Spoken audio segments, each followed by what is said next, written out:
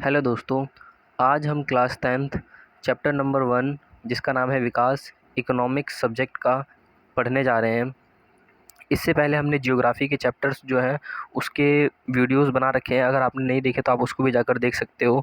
उसका लिंक हम इसके डिस्क्रिप्शन में डाल देंगे, ठीक है। तो आज का जो चैप्टर है उसको हम शुरू करते हैं। शुरू करने से पहले आप क्या करो, आप जो है या तो इसका स्क्रीनशॉट ले लेना जो मैं पढ़ा रहा हूँ, या तो आप क्या करना, या तो जो है आप कोई कॉपी और किताब लेके बैठो। दोनों जो है मैं इसको पढ़ाऊँ और किताब जो है दोनों से क्या कर सकते हो, आप दोनों में उस चीज़ को अच्छे से समझ सकते हो और कॉपी में भी नोट्स कर सकते हो, ठीक है। तो आज की वीडियो जो है वो शुरू की जाए। विकास, जो चैप्टर का नाम है विकास, पहले हम इसका ही मतलब समझते हैं।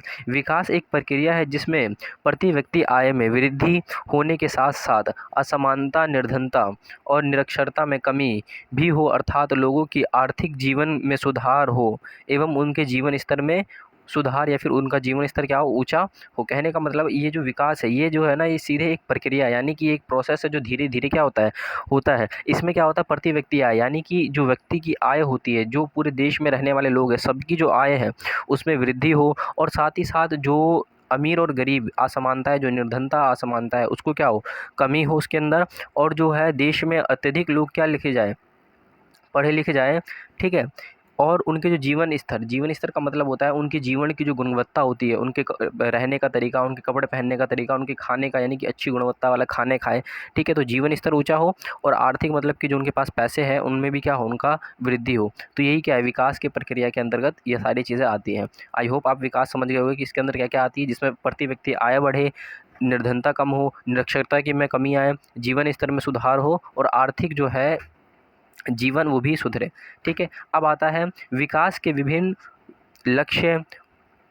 विकास के विभिन्न लक्ष्य निम्नलिखित हैं। कहने का मतलब हम विकास के लक्ष्य क्या-क्या हैं, कि हम कहते हैं हमें विकास करना है तो हम किस चीज़ को कहते हैं कि हमें कहाँ तक पहुँचना है कि हम कहें कि हम विकास कर सकते हैं, ठीक है। तो पहली चीज़ इसके अंदर क्या है, पहली चीज़ है आय में वृद्धि करना। तो ऊपर ही हमने पढ़ा था आय में वृद्धि करना, मतलब कहने का मतलब ये है बच्चे इसके अंदर कि हमें देश में रहने वाले प्रत्येक लोगों की जो इनकम है उसमें क्या करना है, उसके अंदर बढ़ोतरी करनी है, ठीक है। जो अमीरी गरीबी का फासला है उसको कम करना है।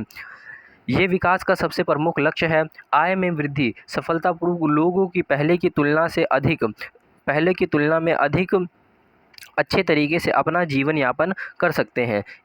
इनके अंतर्गत राष्ट्रीय आय, क्या इसके अंतर्गत राष्ट्रीय आय एवं प्रति व्यक्ति आय दोनों में वृद्धि को सम्मिलित किया जाता है। देखो इसके अंदर दो टर्म आए, एक राष्ट्रीय आय और एक है प्रति व्यक्ति आय। मैं इन दोनों का अर्थ आपको समझा देता हूँ। देखो बच्चों, राष्ट्रीय आय क्या होता है, राष्ट्रीय आय का मतलब आप एक तरीके से समझो कि आप एक क्या है, एक आपकी फैमिली है, क्या है, आप एक फैमिली है और फैमिली जो है, ठीक है, उसके अंदर आपके मम्मी है, पापा हैं और आप हो, आपकी बहन है, फिर इसके बाद आपका कोई बड़ा भाई है तो वो है, ये सब जो है आपकी फैमिली के अंतर्गत है। अब जो पूरी फैमिली पैसा कमा रही है उसे हम क्या कहेंगे, उसे हम कहेंगे राष्ट्रीय आय। क्या कहेंगे, राष्ट्रीय आय कहेंगे। समझ में आया राष्ट्रीय आय का मतलब क्या है, वो जो पूरी फैमिली पैसा कमा रही है जो आपकी, वो राष्ट्रीय आय है। और इसके अंतर्गत आप है, आपकी मम्मी पापा जो भी हैं, ठीक है। आपकी मम्मी जो अलग पैसा कमा रही है, आपके पापा अलग पैसा कमा रहे हैं, आपके भाई अलग पैसा कमा रहे हैं, आपकी बहन अलग पैसा कमा रही है, ये जो अलग अलग पैसा कमा रहे हैं इसे हम क्या कहते हैं, प्रति व्यक्ति आय। क्या कहते हैं, प्रति व्यक्ति आय। समझ में आ गया आपको राष्ट्रीय आय क्या है। राष्ट्रीय आय का मतलब क्या है, राष्ट्रीय आय मतलब एक ऐसा पैसा जो पूरे देश के लोग मिलकर कमाते हो, वो क्या है, राष्ट्रीय आय है। क्या है, राष्ट्रीय आय है, ठीक है। और प्रति व्यक्ति आय जो भारत में रहने वाले छोटे छोटे जो लोग हैं सब क्या है, सब अलग अलग जो पैसा कमा रहे हैं उसे हम क्या कहते हैं, प्रति व्यक्ति आय। यानी कि हमें प्रति व्यक्ति आय भी बढ़ानी है, यानी कि जो लोग 10 रुपये कमा रहे हैं, 150 रुपये कमा रहे हैं, इसके बाद 10,000 रुपये कमा रहे हैं, उनकी तो आय में वृद्धि करनी ही करनी है। प्लस में हमें अपनी क्या, देश की जीडीपी भी क्या करनी है, बढ़ानी है। यही विकास का प्रमुख लक्ष्य होता है। आगे आ जाऊँ, इसके बाद अगला है काम करने के अधिक दिन एवं बेहतर मजदूरी। कहने का मतलब है हमें क्या, हमें बेरोज़गारी से दूर करना है। यानी कि जो हमें रोज़गार सरकार क्या करेगी, मुहैया करवाएगी, या फिर हम जो है रोज़गार मुहैया करवाएंगे, ठीक है। काम जो है वो क्या, अधिक दिन यानी कि हमें अत्यधिक दिन, जैसे कि ये नहीं है कि हफ्ते में 4 दिन 5 दिन छुट्टी कर रहे हैं, काम नहीं कर पा रहे हैं। बेहतर मजदूरी का मतलब बच्चे ये होता है कि ये नहीं कोई आपसे काम करवा ले और आप मान लो आप पूरे दिन काम करो और आपको उठा के दे दे ले 100 रुपये, तो ये क्या, बेहतर मजदूरी नहीं हुई ना। तो एक ऐसा मजदूरी जिससे क्या हो, जिससे लोग अपना जीवन बेहतर से जी सकें। विकास का एक अन्य उद्देश्य लोगों को काम करने के अधिक दिन उपलब्ध करवाना, अर्थात नियमित रूप से रोज़गार की जो व्यवस्था है उसको करना, उसकी नियमित रोज़गार के साथ साथ बेहतर मजदूरी भी प्राप्त प्राप्त मतलब उसको बेहतर मजदूरी प्राप्त हो सके। ताकि वो अपना जीवन यापन अच्छे से कर सके। समझ में आ गया आपको? मैंने जो आपको ये चीज़ पॉइंट बताया, इसमें क्या है, इसमें जो व्यक्ति है जो व्यक्ति है उसको जो है काम के ज़्यादा दिन का मतलब कि हफ्ते में 1 दिन छुट्टी और 6 दिन क्या हो काम मिले, साथ ही साथ उसकी जो मजदूरी है वो बेहतर मजदूरी हो। ये नहीं कि पूरे दिन काम करवा के आप उसको 50 रुपये दे रहे हो, ठीक है। कम से कम 1000-2000 रुपये के आसपास उसकी क्या होनी चाहिए, मजदूरी होनी चाहिए। इसके बाद आ जाओ शैक्षणिक विकास करना। ये देखो, ये जो हम अभी पढ़ रहे हैं ना लक्ष्य, अभी हमने ऊपर पढ़ा था, ऊपर में से लगभग सारे नीचे ही आ गए हैं, देख रहे हो आप? तो इसका है शैक्षणिक लक्ष्य। शैक्षणिक लक्ष्य मतलब देश में रहने वाले जो बच्चे हैं, जो व्यक्ति हैं, उन सबका क्या करना, उन सबकी शिक्षा में बढ़ोतरी करना। क्या करना? शिक्षा में बढ़ोतरी करना। शैक्षणिक विकास का मतलब क्या है? देखो, विकास में शिक्षा भी एक महत्वपूर्ण भूमिका निभाता है। शिक्षित व्यक्ति अधिक कार्यकुशल एवं उत्पादक होता है। शिक्षा से व्यक्ति न केवल अपना विकास करता है, साथ ही साथ राष्ट्र का भी विकास करता है। अतः विकास के अंतर्गत आर्थिक समानता, देश में शैक्षणिक सुधारों का विकास किया जाना भी एक महत्वपूर्ण लक्ष्य है। आप समझ में आ गया होगा ये क्या है। शैक्षणिक, जो एक शिक्षित व्यक्ति होता है, क्या होता है बाबू, जो शिक्षित व्यक्ति होता है वो अधिक कार्यकुशल होता है। कहने का मतलब आप समझो, एक शिक्षित जो व्यक्ति होता है ना, उसको पता होता है कि हमें किस तरीके से बिजनेस को आगे ले जाना है, हमें किस तरीके से कोई भी काम करना है, क्योंकि उसको जो है ना पहले ही से वो नॉलेज दी जाती है, ठीक है। इसीलिए उसके अंदर उत्पादकता क्या होता है, अत्यधिक होता है। वो मशीनों का इस्तेमाल करेगा, वो जो है ऑनलाइन जो है मार्केटिंग के लिए ऑनलाइन का इस्तेमाल करेगा। अब जो अनपढ़ व्यक्ति है, ठीक, क्या वो ऑनलाइन प्लेटफॉर्म का इस्तेमाल कर सकता है मार्केट के लिए? बहुत कम ही करेगा, ठीक है। इसके बाद वो जो है कर, यानी कि जो टैक्सेशन होता है उसके बारे में भी वो अच्छे से जान पाएगा। इसके बाद जो सरकार से मिलने वाली उसकी सुविधाएं हैं कि सरकार उसको क्या क्या चीज़ मुहैया करवा देगी, वो भी जान पाएगा, ठीक है। अगर वो जो एक शिक्षित व्यक्ति है वो किसान करेगा, तो कृषि करेगा, तो उसके अंदर भी वो क्या है, एक बेहतर प्रदर्शन कर पाएगा, क्योंकि उसको पता है कि हमें खाद कैसे बनाने होंगे, उसको पता होगा कि किस मौसम में कौन सा फसल लगाना है, ठीक है। तो यही चीज़ है कि जो शिक्षित व्यक्ति होता है वो क्या अधिक कार्यकुशल होता है, और वो उत्पादक भी क्या करेगा, अधिक करेगा, और इससे राष्ट्र का भी विकास होगा और उस व्यक्ति का भी विकास होगा, ठीक है। आगे देखो, आगे है समानता का व्यवहार। विकास के अंतर्गत सभी लोगों के साथ समानता का व्यवहार होना चाहिए। समानता के अंतर्गत आर्थिक समानता के साथ साथ सामाजिक व राजनीतिक समानता को भी शामिल किया जाना चाहिए। कहने का मतलब समझो बाबू, कहने का मतलब ये है, जो समानता है, क्या समानता, इसका मतलब क्या है, समानता के जब हम विकास कर रहे हैं तो विकास के अंदर सभी लोगों के साथ समान व्यवहार होना चाहिए। कहने का मतलब ये नहीं कि कोई काला है तो हम उसको जो है गलत व्यवहार कर रहे हैं, या फिर कोई गरीब है तो उनको हम गलत व्यवहार कर रहे हैं, महिलाएं हैं तो हम गलत व्यवहार कर रहे हैं, ठीक है। सभी के साथ क्या है, समानता का व्यवहार होना चाहिए। और इसके साथ समानता का साथ केवल व्यवहार में तक ही सीमित नहीं है, आर्थिक समानता। कहने का मतलब ये है बाबू कि हर व्यक्ति अच्छा पैसा कमाए। ये नहीं है कि कुछ लोगों के हाथ में ही जो पूरी की पूरी संसाधन है, पूरा का पूरा जो आपका आर्थिक क्षमताएं हैं वो उनके हाथ में ही सिमट के रह जाए। गरीब तबका को भी, दबे कुचले तबका को भी क्या होना चाहिए, आर्थिक विकास होना चाहिए। सामाजिक विकास का मतलब यही है कि उनको अंदर भी समाज में बोलने की जो स्वतंत्रता होनी चाहिए, उनको भी अच्छे निगाहों से देखा जाना चाहिए समाज में। ये नहीं है कि उनको है कि या फिर गलत दृष्टि से देखा जाना चाहिए। इसके बाद राजनीतिक विकास का मतलब कि भारत में रहने वाला हर व्यक्ति, अगर जब विकास होगा तो हर व्यक्ति के पास क्या है, राजनीतिक अधिकार है, वो राजनीति में पार्टिसिपेट करे, ठीक है, राजनीति के बारे में जाने। ये सब क्या है, राजनीतिक विकास के अंतर्गत आते हैं। और तो वो जो राजनीति है, क्या राजनीति पर खुलकर वो बोले। समझ में आ गया? इसके बाद सुरक्षा का मतलब क्या है बाबू? देखो, सुरक्षा का मतलब क्या है, किसी भी राष्ट्र विकास का इस प्रकार होना चाहिए कि उसमें निवास करने वाले सभी समुदाय के लोगों को सुरक्षा मिल सके। कहने का मतलब आप खुद सोचो, आप ही का घर है, आप ही के घर में क्या है, आप 10 लोग रहते हैं या फिर मान लो 5 लोग रहते हैं, वो आपस में ही हमेशा लड़ते रहेंगे। क्या करेंगे? लड़ते रहेंगे।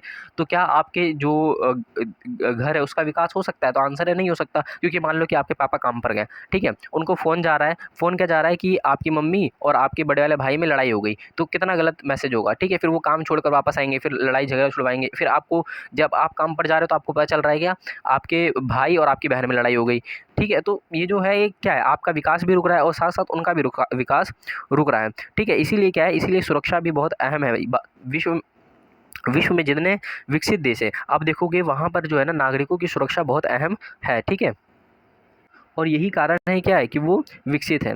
इसके बाद देखो बाबू, इसके बाद है स्वास्थ्य सुविधाओं का विस्तार। कहने का मतलब ये है, कहने का मतलब क्या है बाबू, इसको आप समझ लो। कहने का मतलब ये है कि विकास का एक अन्य लक्ष्य ये भी है कि जो स्वास्थ्य मतलब कि कहने का मतलब जो हॉस्पिटल्स हैं, इसके बाद जो एम्बुलेंस की सुविधाएं हैं, फैसिलिटीज़ हैं, ये सब क्या है, और इसके बाद जो दवाइयाँ हैं वो सबको मुहैया करवाई जा सके। ये नहीं है कि कोई व्यक्ति मर इसलिए गया क्योंकि उसको दवाइयाँ नहीं मिली, कोई व्यक्ति मर इसलिए गया क्योंकि जो हॉस्पिटल्स में सीट नहीं है। ठीक है, तो ये जो चीज़ है ये क्या है, ये जो एक विकास के लक्ष्य में एक बहुत बड़ा बाधक है। इसीलिए विकास के अंतर्गत हम जो है स्वास्थ्य सुविधाएं जो होती है उसको भी इंक्लूड करते हैं। विकास का अन्य महत्वपूर्ण लक्ष्य देश में स्वास्थ्य सुविधाओं का पर्याप्त विकास एवं विस्तार होना चाहिए। स्वास्थ्य सुविधाओं के विस्तार से देश में उत्पादकता एवं आय में सकारात्मक प्रभाव पड़ता है। कहने का मतलब समझो, कहने का मतलब ये है बच्चे कि एक तो हमें क्या है, एक तो हमारी जो जितनी स्वास्थ्य फैसिलिटीज़ हैं उसके अंदर वो बहुत अच्छा होना चाहिए, और साथ ही साथ अगर मान लो स्वास्थ्य सुविधाएं अच्छी होंगी ना, आप खुद सोचो, आप बीमार हो तो क्या आप अच्छे से पढ़ सकते हो? आंसर है, नहीं पढ़ सकते। आप बीमार हो और आज आपके पेरेंट्स बीमार हैं, तो क्या वो अच्छे से काम कर सकते हैं? तो आंसर है, नहीं कर सकते। वही चीज़ कि अगर अगर आपके पेरेंट्स बीमार है तो काम पर नहीं जाएंगे, वो अच्छे से काम नहीं कर पाएंगे, तो वही चीज़, इससे क्या देश का विकास नहीं हो पाएगा ना, क्योंकि आपके फादर ही पैसा नहीं कमाएंगे। हमने भी पढ़ा था कि धीरे सब पैसे कमाते तभी तो एक घर आगे बढ़ता है। अगर हमारे देश में कुछ लोग पैसे नहीं कमाएंगे तो देश आगे नहीं बढ़ पाएगा। ठीक है, तो वही चीज़ कहा गया कि जो स्वास्थ्य सुविधाएं हैं वो अच्छी होगी ना, तो इससे क्या होंगे, इससे जो व्यक्ति होंगे वो अच्छे होंगे और वो काम पर जाएंगे, और जिससे क्या होगा, उत्पादकता मतलब होता है बाबू जो प्रोडक्शन होता है उसमें बढ़ोतरी होगी, और तो और देश की आय में और जो उस व्यक्ति की आय में, दोनों में क्या होगी, बढ़ोतरी होगी, और इसका सकारात्मक मतलब एक अच्छा प्रभाव किस पे पड़ेगा, देश पर पड़ेगा। आई होप आप ये समझ गए होंगे। इसके बाद आगे आ जाओ, आगे है सार्वजनिक सुविधाओं का विस्तार। कहने का मतलब सार्वजनिक सुविधाओं का मतलब क्या है, जिसमें आपका ट्रेन हो गया, बसेज़ हो गए, इसके बाद जो रोड्स हैं, इसके बाद जो आपके हाईवेज़ हो गए, इन सब का क्या होना चाहिए, विकास एक अच्छा होना चाहिए, ताकि हमें क्या है सब सुविधाएं मिल सके।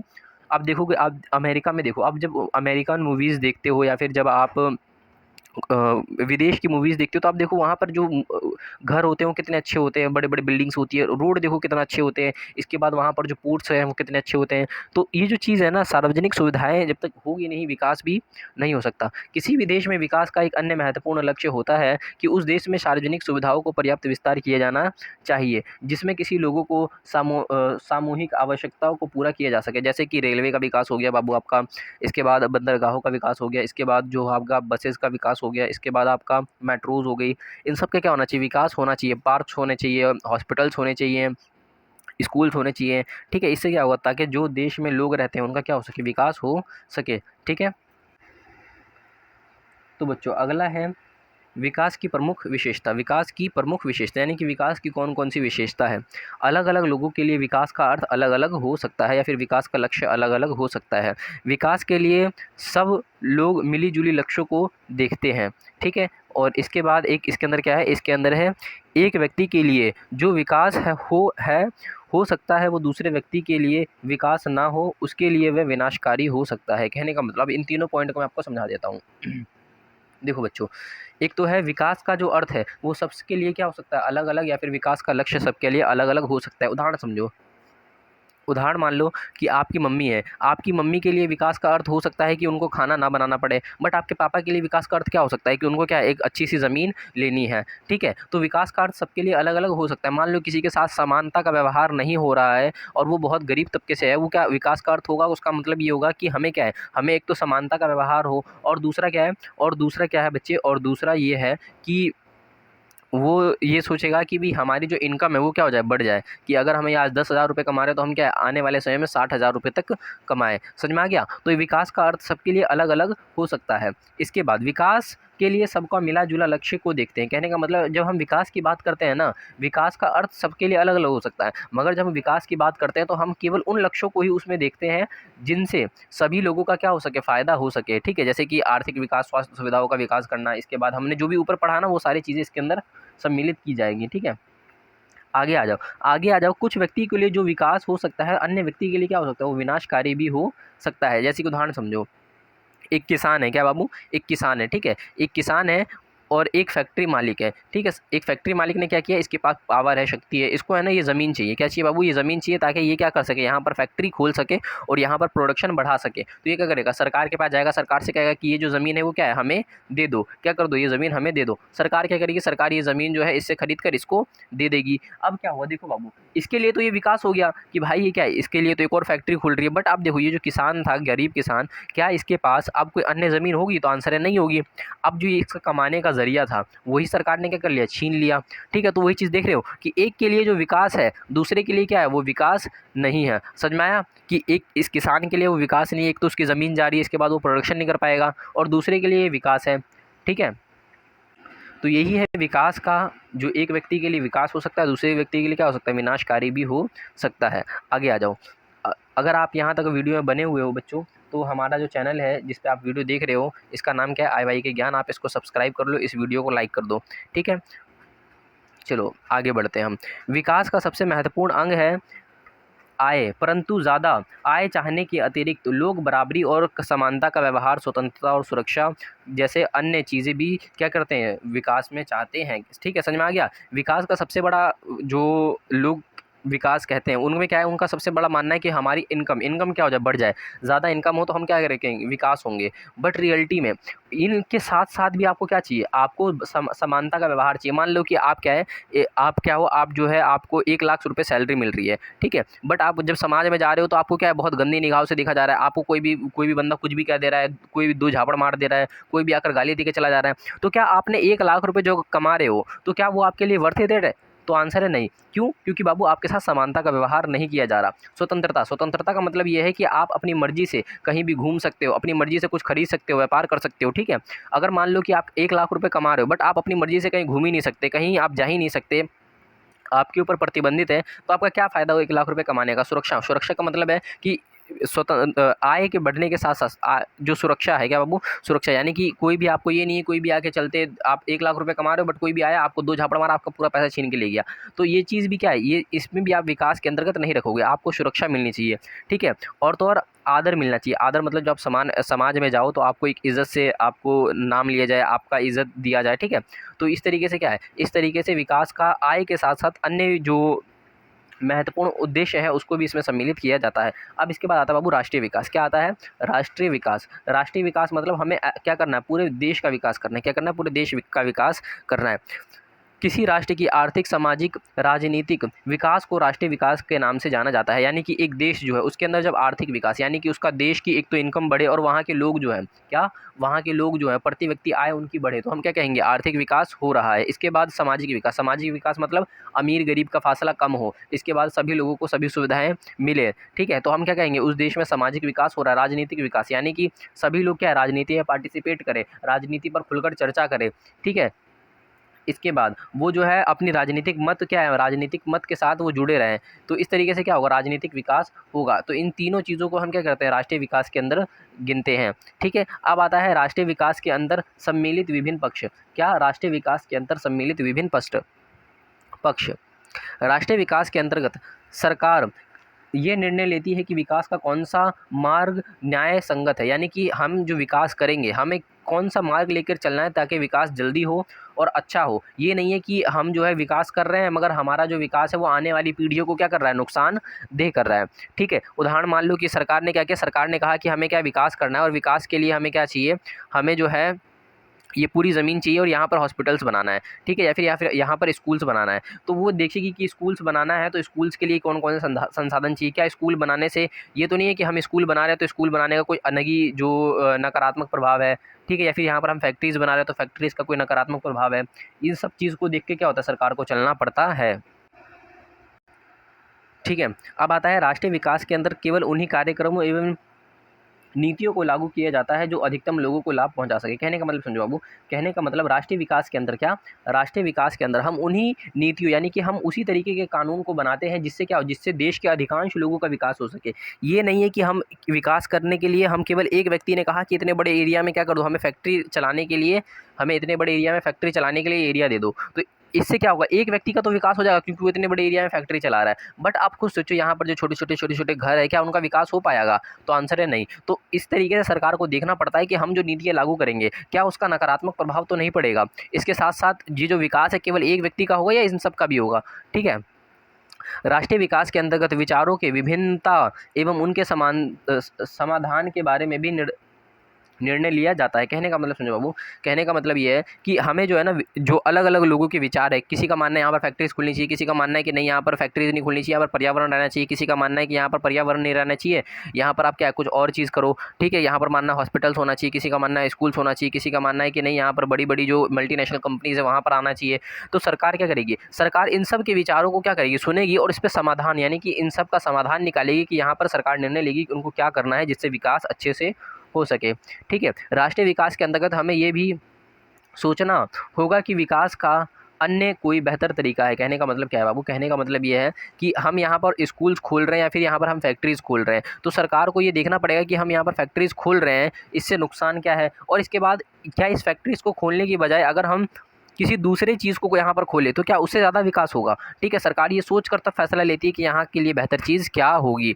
आर्थिक विकास में मानव विकास में अंतर है, इसका मतलब समझो बाबू, ये एक टॉपिक है कि आर्थिक विकास और मानव विकास इन दोनों में क्या अंतर है। देखो, आर्थिक विकास मतलब जब व्यक्ति क्या है अत्यधिक पैसा कमाने लगता है, ठीक है। क्या आर्थिक विकास का मतलब क्या है, जब अत्यधिक व्यक्ति क्या होने लगता है, पैसा कमाने लगता है। इसके बाद जो मानव विकास है इसमें क्या है, जब व्यक्ति अच्छी गुणवत्ता की जीवन जीने लगता है, क्या अच्छी गुणवत्ता की जीवन जीने लगता है। अब इसको पढ़ लेते हैं। देखो, आर्थिक विकास, विकास का वह संकीर्ण, ये क्या है, छोटा पक्ष है। क्या है, छोटा पक्ष है क्योंकि इसमें वित्तीय पक्ष को ही शामिल किया जाता है। इसके अंतर्गत केवल मात्रात्मक यानी कि एक व्यक्ति आज 100 रुपये कमा रहा है तो कल क्या है वो 1000 रुपये कमाएगा, ठीक है ना। तो ये क्या है, मात्रा ही तो है कि आज 100 रुपये कमा रहा है, कल 1000 रुपये कमाएगा, परसों 1 लाख रुपये कमाएगा। ये क्या है, हम मात्रा ही तो गिन रहे हैं। तो ये मात्रात्मक विकास को सम्मिलित किया जाता है। आर्थिक विकास मानव विकास को प्राप्त करने का एक साधन है। कहने का मतलब समझो, कहने का मतलब है कि अगर आप आर्थिक विकास करोगे तभी आप मानव विकास कर पाओगे। क्योंकि आप खुद सोचो, मानव विकास का मतलब क्या था, मानव विकास का मतलब था जब व्यक्ति अच्छी गुणवत्ता की जीवन जीता है, अच्छे कपड़े पहनेगा, अच्छे खाना खाएगा, अच्छा क्या करेगा, रहेगा, अच्छे घर में रहेगा, इसके बाद अच्छे स्कूल्स में उसके बच्चे पढ़ेंगे, उसका इनकम ज़्यादा होगा, यही तो होगा मानव विकास। अब खुद देखो, अगर आपके पास पैसा ही नहीं है तो क्या आप अच्छे कपड़े पहन सकते हो, क्या आप अच्छे जगह रह सकते हो, क्या आप अच्छा घर खरीद सकते हो, तो आंसर है नहीं। तो वही चीज़ है, आर्थिक विकास क्या है, आर्थिक विकास साधन है किस चीज़ को प्राप्त करने का, मानव विकास को प्राप्त करने का साधन है। तो आपको ये चीज़ समझ में आ गया होगा। अब आप देखो मानव विकास, मानव विकास, विकास का व्यापक यानी कि इसके अंदर क्या है, बहुत बड़ा पक्ष है। इसके अंतर्गत वित्तीय पक्ष के साथ साथ गैर वित्तीय पक्ष, गैर वित्तीय पक्ष का मतलब जीवन की गुणवत्ता में अत्यधिक सुविधाएं होना, स्वास्थ्य सुविधाओं को मिलना, इसके बाद आपको जो है असमानता का व्यवहार होना, स्वतंत्रता आपको प्राप्त होना, राजनीतिक जो अधिकार है वो भी आपके पास होना, ये क्या मानव विकास के अंतर्गत आता है। इसके अंतर्गत मात्रात्मक विकास के साथ साथ गुणवत्ता, गुणवत्ता समझ में आ गया ना, गुणवत्ता, जीवन की गुणवत्ता, खाने की गुणवत्ता, पहनने की गुणवत्ता, इन सब का क्या होना, विकास होना। मानव विकास के अंदर विकास का अंतिम लक्ष्य है, मानव विकास क्या है, जो पूरा समस्त विकास है यानी कि पूरा जो विकास है उसका क्या है, अंतिम लक्ष्य है। पड़ोसी देशों में विकास के लिहाज से श्रीलंका, क्या बाबू, श्रीलंका ये सबसे अच्छा देश है विकास के हिसाब से। भारत हो गया, इसके बाद आपका नेपाल हो गया, श्रीलंका हो गया, श्रीलंका हो गया, इसके बाद आपका पाकिस्तान हो गया, बांग्लादेश हो गया, मालदीव्स हो गया। इन सब देशों में देखा जाए ना तो श्रीलंका क्या है, श्रीलंका में विकास अच्छे से हुआ है। कहने का मतलब वहाँ पर जो है स्वास्थ्य सुविधाएं अच्छी हैं, वहाँ पर जो है जीवन की गुणवत्ताएं अच्छी हैं, वहाँ पर जो है बिल्डिंग्स भी है, रोड भी बहुत अच्छे हैं, ठीक है। जो मूलभूत सुविधाएं वो भी क्या है, मिल रही है, ठीक है। अगर आपने अभी तक हमारे चैनल को सब्सक्राइब नहीं किया तो बच्चों कर लो, ठीक है, ताकि आने वाली जो नोटिफिकेशन आपको मिलती रहे, ठीक। आगे देखते हैं हम, आगे है विभिन्न देशों और राज्यों की तुलना कैसे की जाती है। कहने का मतलब कि अगर हम ये कहते हैं कि ये देश, जैसे कि अगर फैमिली में ही देखो, फैमिली में ही मान लो कि आपका जो एक भाई है और दूसरा भाई है, अगर हमें देखना है कि इनमें से अच्छा कौन है तो हम क्या कहेंगे, हम ये कहेंगे कि ये कितना पैसा कमा रहा है और ये पैसा कितना कमा रहा है, ये देख लो, हम बता देंगे कि इनमें से कौन अच्छी जीवन जी रहा है। जैसे कि ये कितना कमा रहा है, ये 10,000 रुपये कमा रहा है और ये 1 लाख रुपये कमा रहा है, तो हम क्या कहेंगे कि ये जो है इसके पास अच्छी जीवन गुणवत्ता है। क्या है बाबू, अच्छी जीवन गुणवत्ता है। और तो ये क्या है, ये जो है अच्छा, जो मतलब पैसे कमा रहा है तो अच्छी जीवन गुणवत्ता है, ये अच्छा जीवन जी रहा है, अच्छा खाना खा सकता है, ठीक है। और ये जो है उस लेवल का नहीं खा सकता है। समझ में आ गया। तो इस तरीके से क्या होती है, ये तो एक व्यक्ति की तुलना हो गई। और देश की तुलना कैसे की जाती है, देश की तुलना बाबू वहाँ की जीडीपी के हिसाब से की जाती है। किसके हिसाब से की जाती है, कि वहाँ की जीडीपी कैसी है, मानव विकास कैसा है वहाँ पर, शिक्षा कैसी है। चलो अब इसको पढ़ लेते हैं। सामान्यतः जब हम व्यक्ति, क्या सामान्यतः जब हम व्यक्ति व्यक्ति या दो महत्वपूर्ण मानक को लेकर उनका आधार पर तुलना कर लेते हैं। यानी कि जब हम व्यक्तियों में तुलना करना चाहते हैं तो एक या दो महत्वपूर्ण मानकों को लेते हैं, यानी कि एक या दो टॉपिक्स को लेते हैं, उसको देखकर हम उसका आंसर निकाल देते हैं कि ये क्या है, यही अच्छी ज़िंदगी जी रहा है। जैसे कि आप खुद सोचो, जो व्यक्ति सरकारी नौकरी में है, ठीक है, और वो क्या है सरकारी नौकरी में, यानी कि वो 60,000 रुपये कमा रहा था, हम कहते हैं यार इसकी ज़िंदगी कितनी अच्छी है यार, ठीक है। अब जो प्राइवेट नौकरी में वो केवल 10,000 रुपये कमा रहा है, 12,000 रुपये कमा रहा है, 15,000 रुपये कमा रहा है, 25,000 रुपये, हद मार के 30,000 रुपये कमा रहा है, हम कहते हैं यार इसकी ज़िंदगी थोड़ी थोड़ी ख़राब सी है। एक तो काम भी ज़्यादा करना पड़ रहा है, और क्या है, और तो और पैसे भी कम मिल रहे हैं, यहाँ पर काम भी कम है और पैसे भी क्या है ज़्यादा है, ठीक है। तो हमने यहाँ पर किस चीज़ को, सिर्फ उनकी इनकम देखकर हमने क्या डिसाइड कर दिया कि कौन अच्छी ज़िंदगी जी रहा है, ठीक है। देश की तुलना में क्या बाबू, देश की तुलना करने के लिए हमें आय सबसे महत्वपूर्ण मानक समझी जाती है, जिसमें जिन देशों का आय अधिक है उन्हें कम देशों से अधिक विकसित माना जाता है। कहने का मतलब समझो, कहने का मतलब कि जैसे कि हमने दो व्यक्तियों में कंपेयर किया, क्या बाबू, दो व्यक्तियों में कंपेयर किया, और हमने किसके आधार पर कंपेयर किया, वो कितना पैसा कमाते हैं, उसी के आधार पर, क्या बाबू, उसी के आधार पर अगर हमें दो देशों का कंपेयर करना है तो हम क्या, वहाँ पर एक देश कितना पैसा कमा रहा है, एक देश में रहने वाले लोग, और दूसरा देश में रहने वाले लोग कितने पैसे कमा रहे हैं, इसके आधार पर हम कंपेयर कर लेते हैं कि कौन देश अच्छा देश है, कौन देश विकसित देश है। मान लो ये देश कितना कमा रहा है, ये देश कमा रहा है 1 ट्रिलियन, कितना कमा रहा है 1 ट्रिलियन, और ये देश कमा रहा है सिर्फ 3 बिलियन, तो हम क्या कहेंगे, ये देश गरीब देश है, ये देश अच्छा देश है। क्यों? क्योंकि यहाँ पर क्या है, यहाँ पर लोग अच्छा पैसा कमा रहे हैं, अच्छी ज़िंदगी जी रहे होंगे। क्योंकि अब खुद सोचो, जब लोग अच्छा पैसा कमाएंगे तो अच्छी ज़िंदगी जिएंगे, कार्स लेंगे, घर लेंगे, बढ़िया बढ़िया घर लेंगे। और ये क्या है, ये कम पैसा कमाएंगे तो ये कार भी नहीं ले पाएंगे, घर भी अच्छा नहीं हो पाएगा, खाना भी अच्छा नहीं खाएंगे, ये लोग खाना भी अच्छा खाएंगे, ठीक है। आप समझ गए होंगे।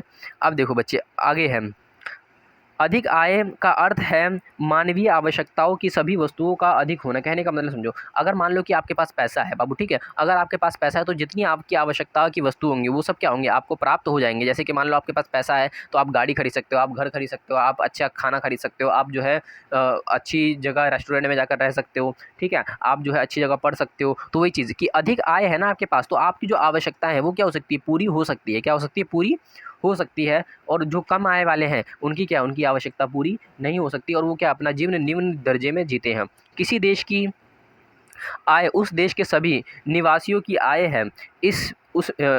इसमें हमें देश की कुल, या कहने का मतलब इससे जो है हमें देश की कुल आय या फिर जो राष्ट्रीय आय है वो प्राप्त होती है। समझ में आया? अभी आपको समझ में नहीं आएगा, मैं आपको समझाता हूँ। मैंने आपको याद करो, अभी एक उदाहरण लिया था कि आपके घर में 4 लोग रहते हैं और 4 लोग कितना पैसा कमाते हैं, वो क्या है, आपका राष्ट्रीय आय है। वही एक देश में रहने वाले मान लो कि 1.2 बिलियन लोग रहते हैं, और इस देश में ये सारे लोग मिलकर कितना पैसा कमा रहे हैं, उसे ही हम क्या कहेंगे बाबू, उसे ही हम कहेंगे ये क्या है, ये इस देश की राष्ट्रीय आय है। क्या है, ये इस देश की राष्ट्रीय आय है। आई होप आप समझ गए होगे कि राष्ट्रीय आय क्या होता है।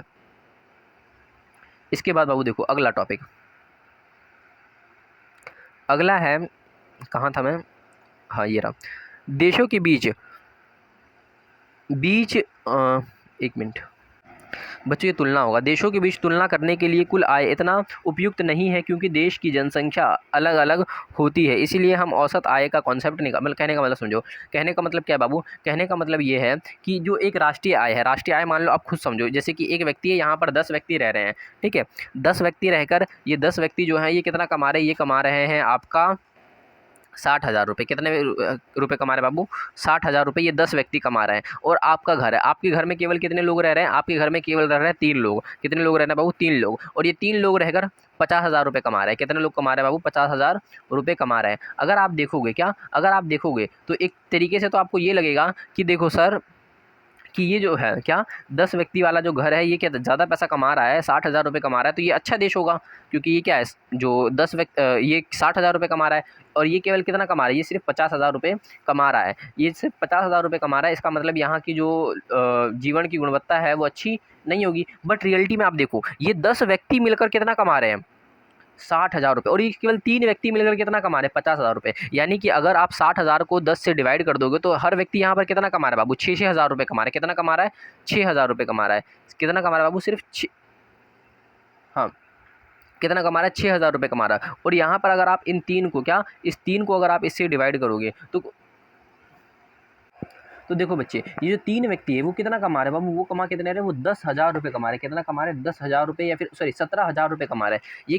ये कमा रहा है, जो 10 व्यक्ति वाला घर था वो कितना कमा रहा है, वो सिर्फ कमा कितना रहा है बाबू, वो 6,000 रुपये हर व्यक्ति कमा रहा है। और ये कितना कमा रही है, 17,000 रुपये कमा रहे हैं। असली में आप देखो तो ये व्यक्ति ज़्यादा कमा रहे हैं ना, जो 3 वाला घर है, ठीक है, और जो 10 वाला घर है वो कम कमा रहा है। बट अगर हम सिर्फ इनकम देखें तो हम कहेंगे कि ये देश तो बहुत अच्छा है, ये देश तो बहुत कम अच्छा है, क्योंकि ये तो केवल कितना कमा रही है, तो केवल 50,000 रुपये कमा रहा है। समझ में आ गया होगा आपको। समझ में, यानी कहने का मतलब ये है कि हमें क्या है, हमें वहाँ पर औसत आय भी देखनी है कि वहाँ पर जो लोग हैं, रहने वाले लोग, उनकी जनसंख्या कितनी है और वो कितने रुपए कमा रहे हैं, वो हर व्यक्ति कितने रुपए कमा रहा है। इसे हम क्या कहते हैं, औसत आय भी देखा जाएगा, तब क्या होगा, आप अच्छा तुलना कर पाओगे। इसके बाद औसत आय क्या होता है, जब देश की कुल आय को कुल जनसंख्या से भाग दे दिया जाता है तो वो क्या कहलाती है, औसत आय कहलाती है। यानी कि देश में रहने वाला हर व्यक्ति कितना पैसा कमा रहा है उस देश के अंदर, वही क्या होगी, उस देश की औसत आय कहलाएगी। आपको समझ में आ गया होगा। जैसे कि उदाहरण मान लो कि एक देश है, ठीक है, एक देश है, उसके अंदर कितने लोग रह रहे हैं, उसके अंदर केवल 10 लोग रह रहे हैं। कितने लोग रह रहे हैं, 10 लोग रह रहे हैं, 10 लोग रह रहे हैं। और वो जो पूरा 10 लोग हैं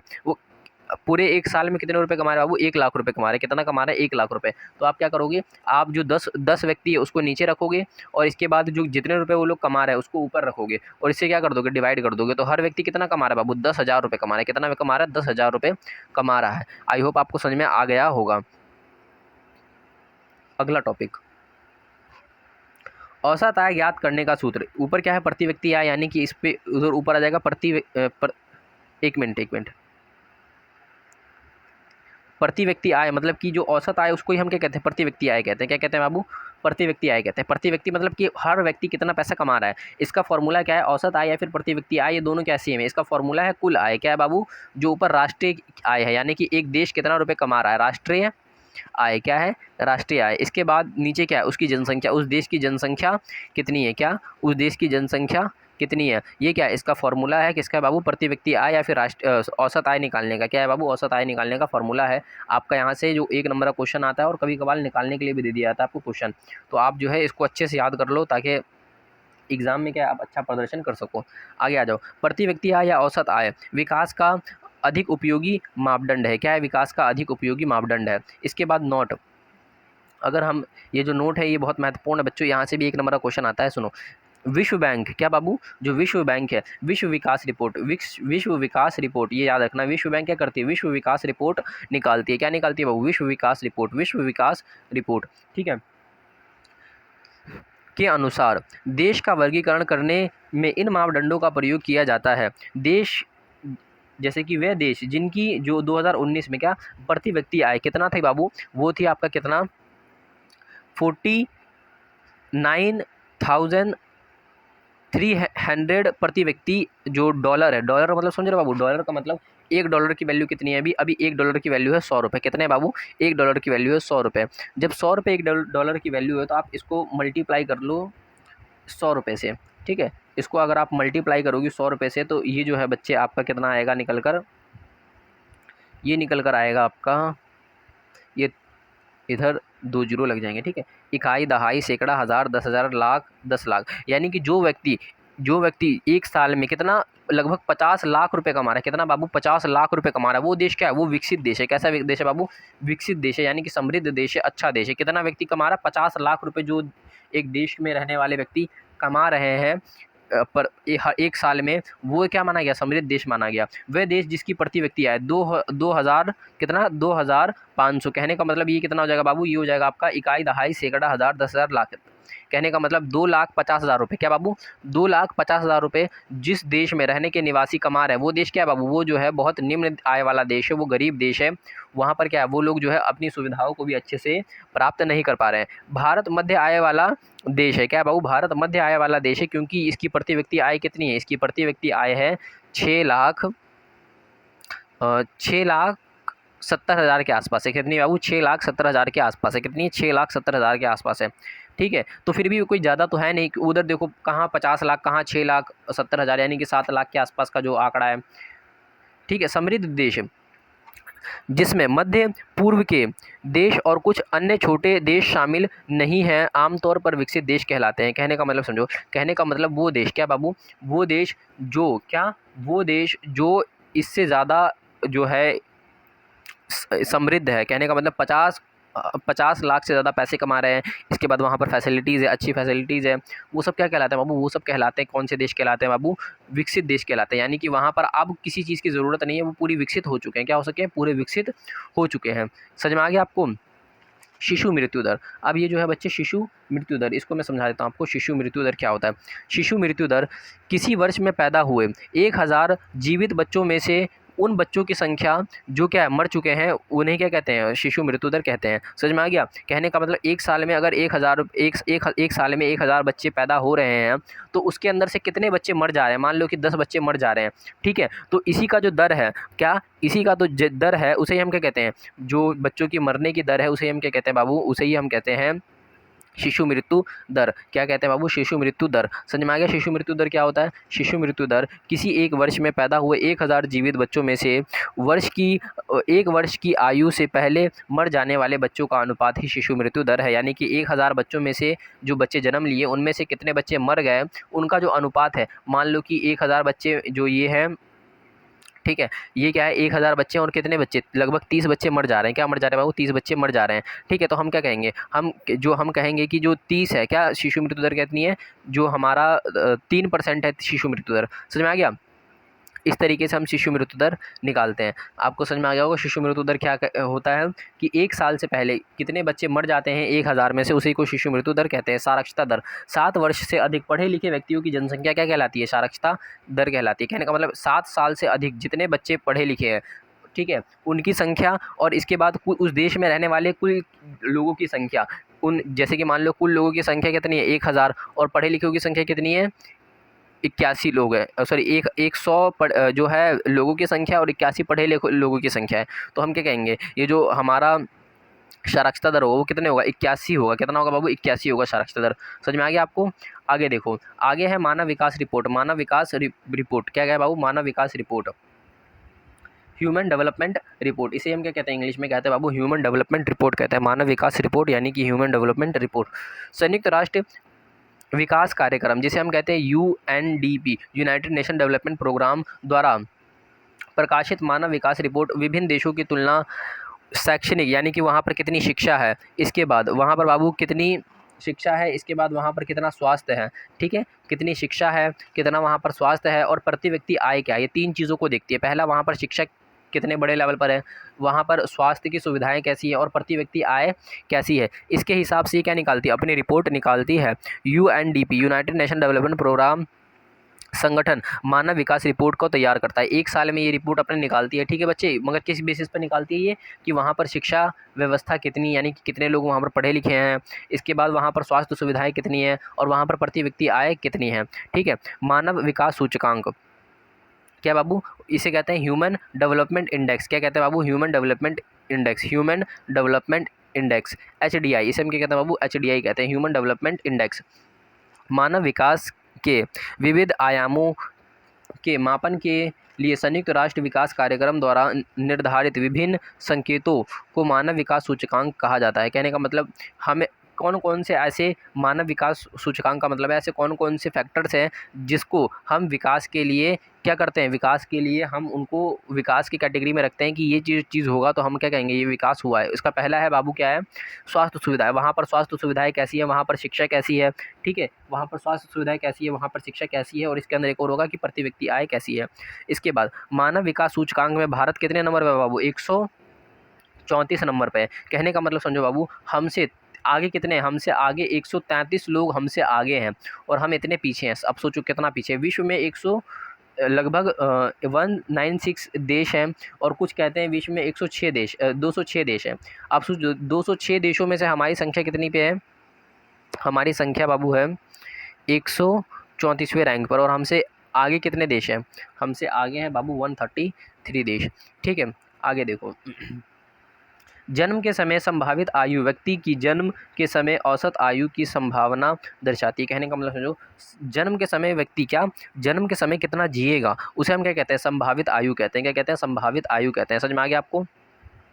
संभावित आयु या फिर औसत आयु कहते हैं। इसके बाद प्रति व्यक्ति आय की गणना सभी देशों के लिए डॉलर में की जाती है। इसका देखो डॉलर में क्यों की जाती है, यानी कि डॉलर तो हमारे देश की करेंसी है नहीं, डॉलर तो अमेरिका की करेंसी है। बट क्या है बाबू, डॉलर क्या एक शक्तिशाली करेंसी है और विश्व के सारे देश डॉलर को मानते हैं। इसकी वजह से क्या किया जाता है, इसकी वजह से विश्व में जितने भी देश होते हैं, क्या विश्व में जितने भी देश होते हैं वो सारे लोग क्या करते हैं, वो सारे लोग जो अपने देश की जीडीपी का काउंट करते हैं वो किस में करते हैं बाबू, वो जीडीपी का काउंट करते हैं डॉलर में। आपको समझ में आ गया होगा।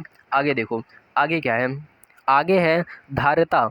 देखो बाबू, धारिता का मतलब यहाँ पर क्या है, धारिता का मतलब है सतत पोषणीय विकास की बात की जा रही है। धारिता का विषय विकास के लिए महत्वपूर्ण है। इसमें निम्नलिखित कारण है, कहने का मतलब जो सतत पोषणीय विकास है, क्या बाबू सतत पोषणीय विकास वो हमारे लिए महत्वपूर्ण क्यों है। ठीक है, तो सतत पोषणीय यानी कि धारिता का विकास समझ में आ गया आपको। धारिता मतलब यहीं पे है सतत पोषणीय विकास। सतत पोषणीय विकास के बारे में आपको मैंने क्या संसाधन चैप्टर में पढ़ाया है। अगर आपने वो चैप्टर नहीं देखा ज्योग्राफी का, तो आप जाओ और जो हमारा प्लेलिस्ट है उसके अंदर आप जाके देखना, वहाँ पर ज्योग्राफी का एक प्लेलिस्ट बना हुआ है, उसके अंदर आप जाओगे तो आपको ज्योग्राफी से जितने संबंधित चैप्टर है आपको वहाँ पर दिख जाएंगे। ठीक है, आ जाओ बच्चों, आगे क्या है, धारिता के विषय में, अच्छा कहने का मतलब ये तो मैंने पढ़ लिया ना। इसके बाद देखो, विश्व स्तर पर क्या बाबू, विश्व स्तर पर हो रहे तीव्र आर्थिक विकास एवं औद्योगिक एवं प्राकृतिक संसाधनों का अतिशय दोहन हुआ है। इस अतिशय दोहन के कारण सीमित प्राकृतिक संसाधन समाप्त हो जा सकते हैं। कहने का मतलब समझो बाबू, कहने का मतलब क्या है, कहने का मतलब ये है कि जो हमारा आर्थिक विकास हो रहा है वर्तमान समय में, और ये जो इतनी तेज़ी से हुआ ना, हमने संसाधन जो प्राकृतिक संसाधन है उसको बहुत तेज़ी से हरास किया, उसको बहुत तेज़ी से समाप्त किया। इससे क्या हो गया, इससे प्राकृतिक संसाधन हमारे पास सीमित है, वो तो आपको पता ही है, कोयला हमारे पास सीमित है, सब कुछ हमारे पास सीमित है। जब ये सीमित है तो अगर हम इसका ज़्यादा इस्तेमाल करेंगे तो आने वाले समय में ये खत्म हो जाएगा। ठीक है, तो वही चीज़ कह रहा है कि आने वाले समय में क्या हो सकता है, ये खत्म हो सकता है। इसीलिए हमें क्या धारिता विकास की ज़रूरत है। धारिता विकास का मतलब सतत पोषणीय विकास का मतलब क्या था, मैंने आपको उसमें बताया था, क्या बताया था, वह विकास जो हमारी आवश्यकताओं को पूरी करती हो और आने वाली पीढ़ी की आवश्यकताओं की भी अवहेलना, यानी कि उनकी जो आने वाली आवश्यकताएं हैं उन पीढ़ियों की, उनको समाप्त ना किया जाए। ठीक है, ये नहीं कि हम कोयला का इतना इस्तेमाल करें कि कोयला ही खत्म हो जाए, पेट्रोलियम का इतना इस्तेमाल करें कि पेट्रोलियम ही खत्म हो जाए, तो आने वाली जो पीढ़ी है उसको कोयला पेट्रोलियम नहीं मिल पाएगा। ठीक है, इसके बाद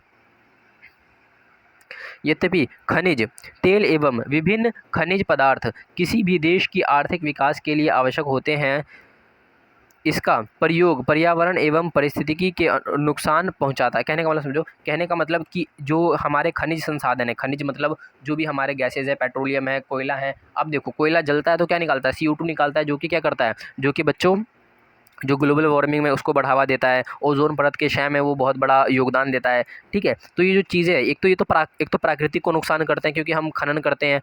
तो इस तरीके से अगर हम ये प्राकृतिक संसाधनों का इस्तेमाल करेंगे तो एक तो हमें भी नुकसान हो रहा है, और तो और आने वाली पीढ़ियों के लिए भी वो संसाधन नहीं बचेगा। इसलिए हमें क्या है, हमें सतत पोषणीय विकास की ज़रूरत पड़ती है कि हमें ऐसा विकास करना है कि जिससे ना तो हमारा कोई घाटा हो और नहीं आने वाले पीढ़ियों को कोई घाटा हो। तो दोस्तों यहाँ पर आपका जो चैप्टर है वो समाप्त होता है। अगर आप यहाँ तक बने हुए हो तो यानी कि आपको ये वीडियो जो है पूरा समझ में आ रहा है और आप देखे हो। ठीक है, तो आप हमारे जो चैनल है IY के ज्ञान, इसको सब्सक्राइब कर लो, इस वीडियो को लाइक कर दो, इस वीडियो को शेयर कर दो, और कमेंट में बताओ कि आपको और आने वाले समय में किस टॉपिक पर आपको वीडियोस चाहिए।